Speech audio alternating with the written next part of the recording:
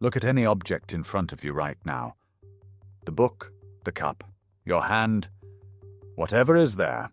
Don't move your eyes, just look at it. Your experience of seeing it feels direct, doesn't it?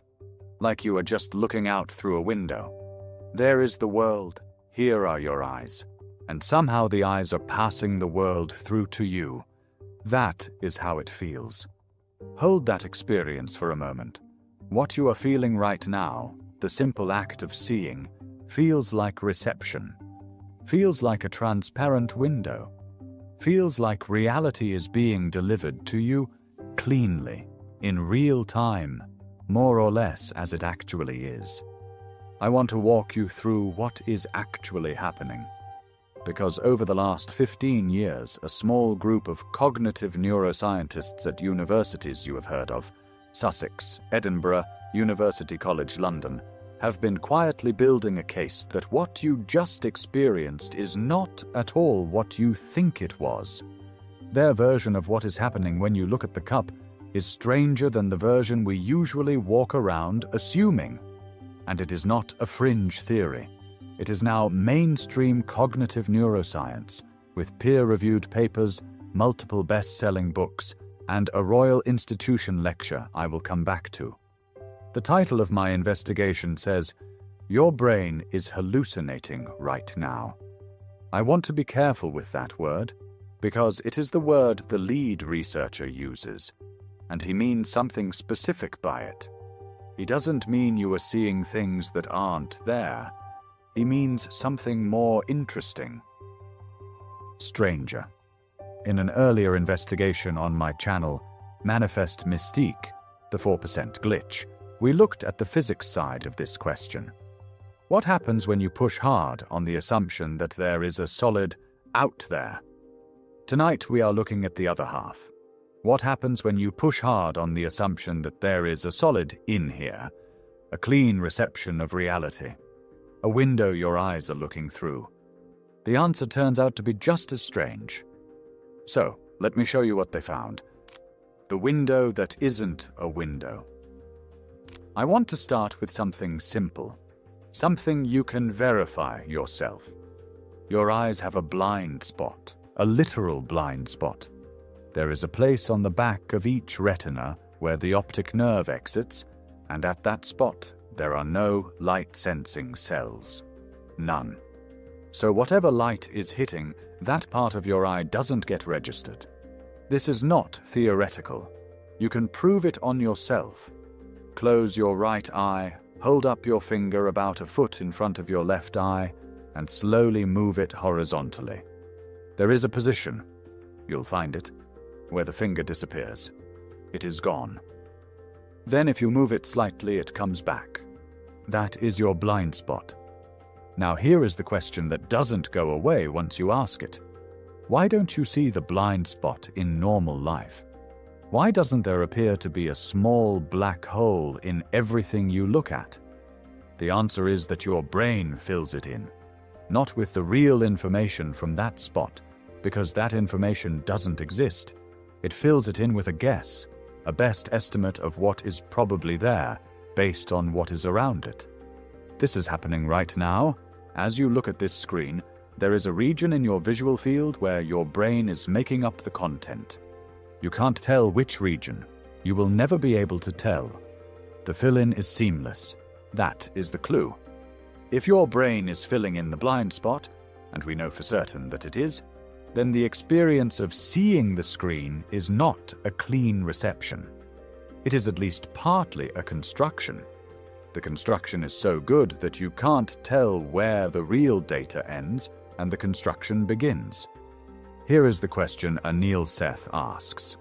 Anil Seth is a professor of cognitive and computational neuroscience at the University of Sussex, and he co-directs the Sackler Center for Consciousness Science there. He has been working on this problem for about 20 years. The question he asks is, what if it is not just the blind spot? What if the entire visual experience works that way? What if seeing isn't reception at all? What if it is all construction, with sensory input acting as a kind of correction signal rather than the source. In 2021, he published a book called Being You, A New Science of Consciousness. Faber published it in the UK, Dutton in the US. It became Economist Book of the Year, Bloomberg Business Book of the Year, The Guardian's Book of the Week. His TED Talk on the same idea has, as of this recording, been watched 14 million times. I read the book 3 times. I am still working through some of the ideas. The core claim is something I want to walk through carefully because it is easy to misunderstand, and the misunderstandings have consequences. The prediction machine. Here is the claim, in the simplest version. Your brain is not a passive receiver of sensory information. It is an active prediction machine. At every moment before sensory data arrives, your brain is already generating a model of what it expects to be out there. The world, the room, the screen, your own body. All of it. The brain holds this model continuously, second by second, updated constantly. What you experience as seeing or hearing or feeling your hand is not the raw sensory data. It is the model, the brain's best guess about what is out there.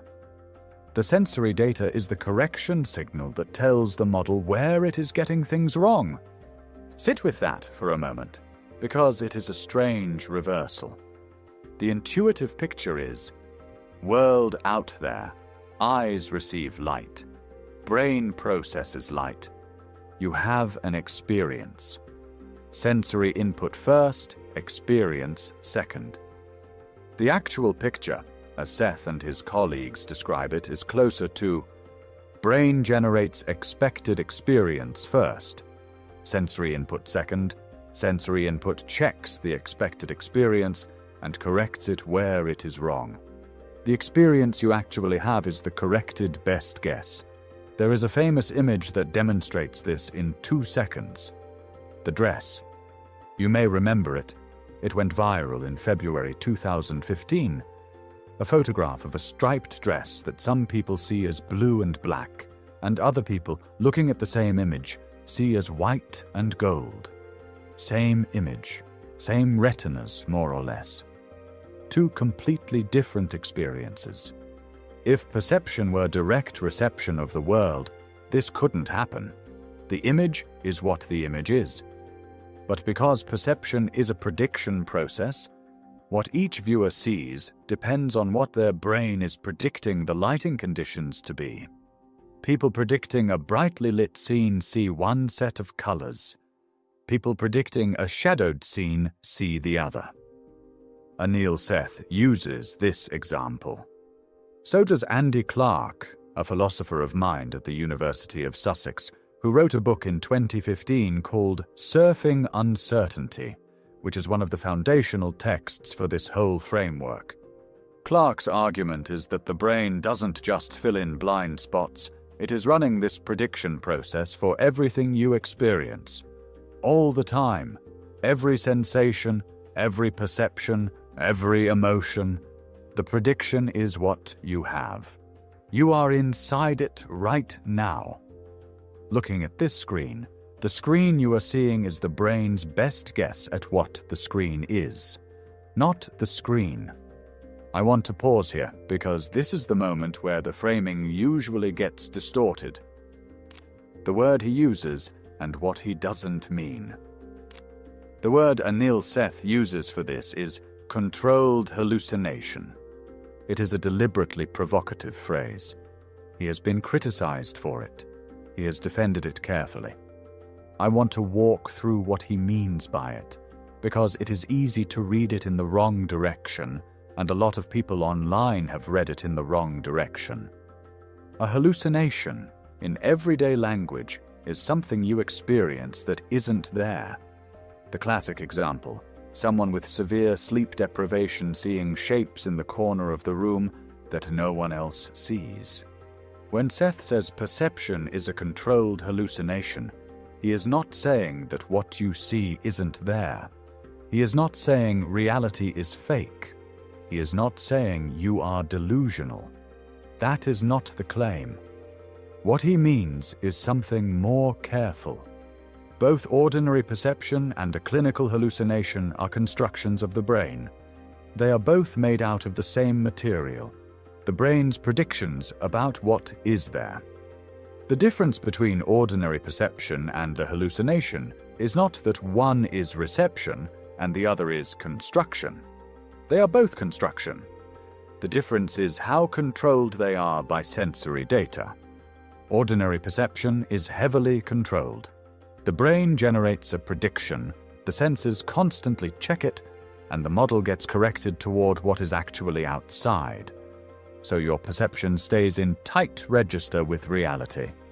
You don't see flowers on the table that aren't there. The model is being constantly disciplined by sensory input. A hallucination is uncontrolled or under-controlled. The prediction process is generating perceptions, but the sensory check is weakened, broken, or overridden. So the brain's predictions float free of correction. You see things that aren't there because the correction signal isn't doing its job. The difference between you looking at the cup right now and someone hallucinating a cup that isn't there is not that one of you is in contact with reality and the other isn't. It is that one of you has a tightly corrected prediction process and the other has a weakly corrected one. This is the part that takes time to land. In Seth's framework, perception and hallucination are not opposites. They are points on a spectrum of how well controlled your brain's prediction process is.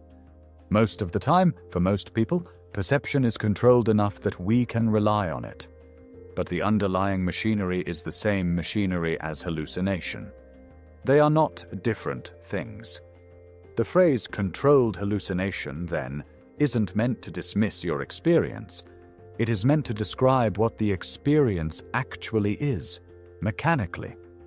A construction made of the brain's predictions, disciplined by sensory data that we ordinarily call seeing. Seth is careful about this. I want to be careful too. The claim is not that reality isn't real. The claim is that your access to reality is constructed, and the construction is what your experience of reality is. That is a different claim, and it is the claim that has consequences. The math underneath. I want to spend a few minutes on the formal version of this, because it matters for what comes next. The mathematical framework that makes all of this work is something called the free energy principle. It was developed by Carl Friston, who is a neuroscientist at University College London. He published the foundational paper in Nature Reviews Neuroscience in 2010. The paper's title is The Free Energy Principle, a Unified Brain Theory. The question mark in the title is part of the title. He was being careful. I am going to give you the simplest version of what Friston proposed, because the full math is technical enough that even cognitive scientists working on this stuff often say they don't fully understand it. I am not going to pretend I do either. The simplest version is this. Any system that is trying to maintain itself in the world, any organism, any brain, any living thing, has to keep its internal predictions about the world in close enough register with what is actually out there. If its predictions drift too far from reality, it dies. The brain solves this problem by continuously minimizing the gap between its prediction and the sensory data it is getting. Friston calls this gap free energy, borrowing a term from physics, though using it in a specific information theoretic sense. So the brain, in this framework, is doing one fundamental thing all the time, no matter what it is doing on the surface. It is minimizing the gap between its model of the world and the world. Perception, action, attention, learning, all of these are different ways of minimizing that gap. Friston's framework is contested in some specifics. The mathematics is unusual. Some critics argue that the framework is so general it is hard to falsify. Andy Clark, who is broadly sympathetic to this view, has been one of the careful interpreters. Jakob Howe has written a book called The Predictive Mind that takes a slightly different angle.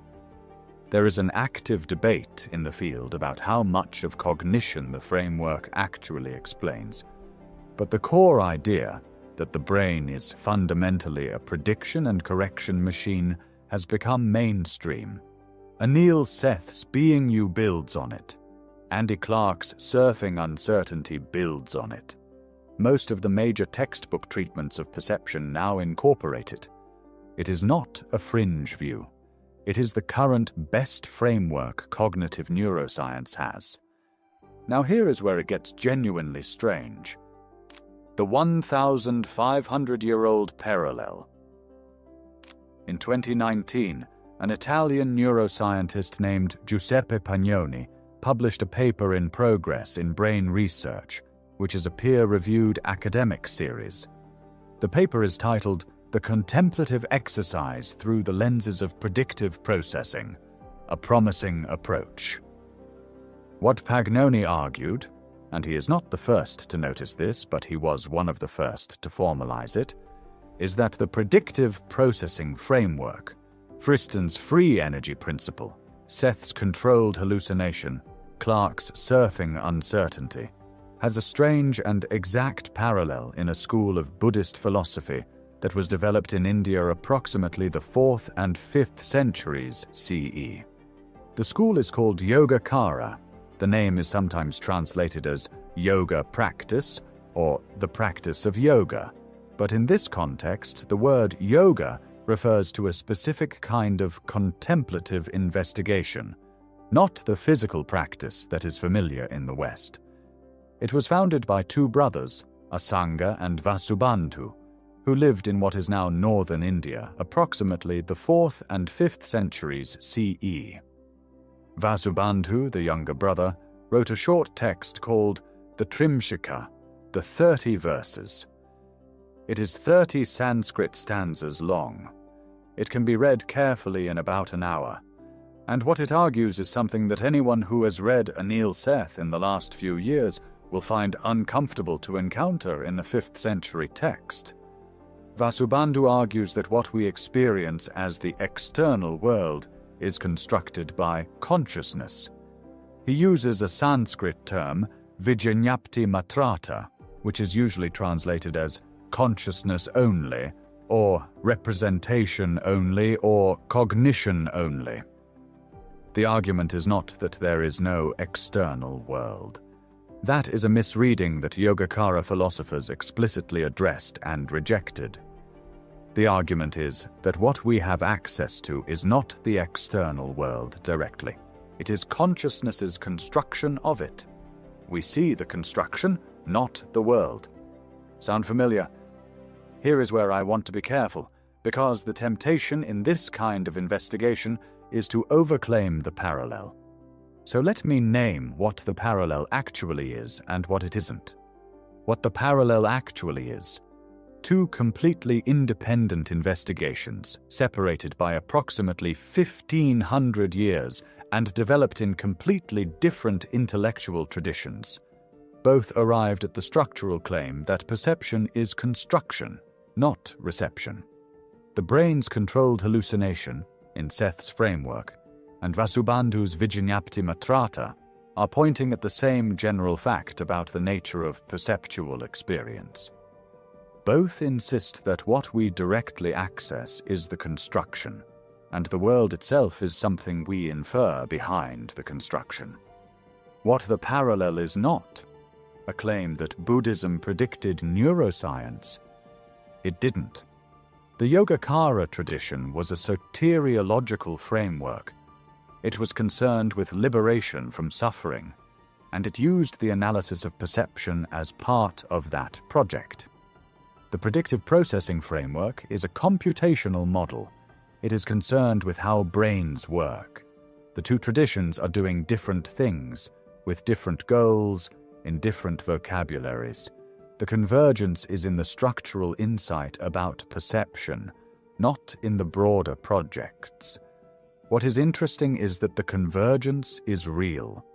Pagnoni's 2019 paper is not the only place this has been noticed. There is now a small but growing literature on predictive processing and contemplative practice. Carl Friston himself has commented favorably on these comparisons. The convergence is not coincidental in the sense of accidental. Both traditions were carefully investigating the same phenomenon, perception, from completely different angles. They arrived at structurally similar conclusions because the phenomenon they were investigating has the structure they both identified. That, to me, is the actually interesting result. Two careful investigations of the same thing converged. That tells us something about the thing. It's what this doesn't solve. I want to close by being explicit about what predictive processing and Yogacara and the convergence between them does not solve. Because if I let you walk away from this thinking the science has solved consciousness, I would be doing exactly the thing this channel exists to push against. Predictive processing explains a lot. It explains the dress. It explains the blind spot. It explains why two people watching the same scene have different experiences.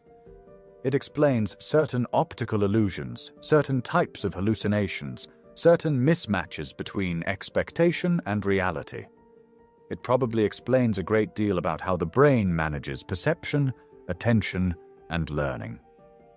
What it doesn't explain, and Anil Seth is the first to say this clearly, is the hard problem.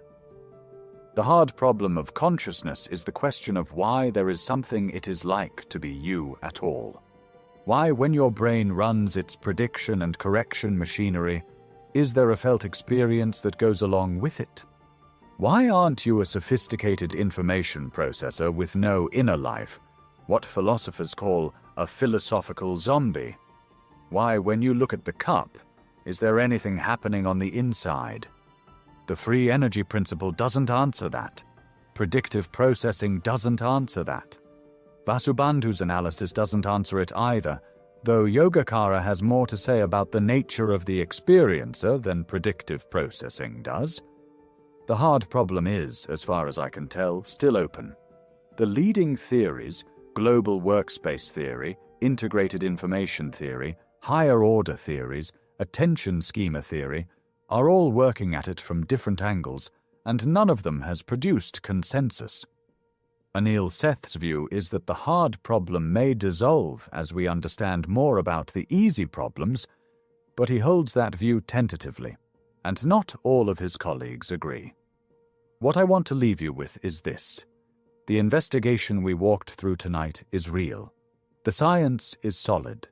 The Yogacara parallel is genuine. Your brain is doing something stranger than you usually assume, and contemplatives noticed it 15 centuries before neuroscience did, and that convergence is interesting. But the deepest question, what it is that makes any of this experienced, is still open. If you want to read further, I would start with 3 sources. Anil Seth's Being You is the most accessible introduction to the predictive processing view. Andy Clark's Surfing Uncertainty is denser, but more comprehensive. For the Yogacara side, the most readable introduction in English is probably J. Garfield's Engaging Buddhism, Why It Matters to Philosophy, which has a careful chapter on Vasubandhu. Pagnoni's 2019 paper is freely available if you search it. There will be more investigations on this channel. Sophia and I are already working on the next one. A question about decisions and whether we make them that has been bothering both of us for months. I will see you in the next one.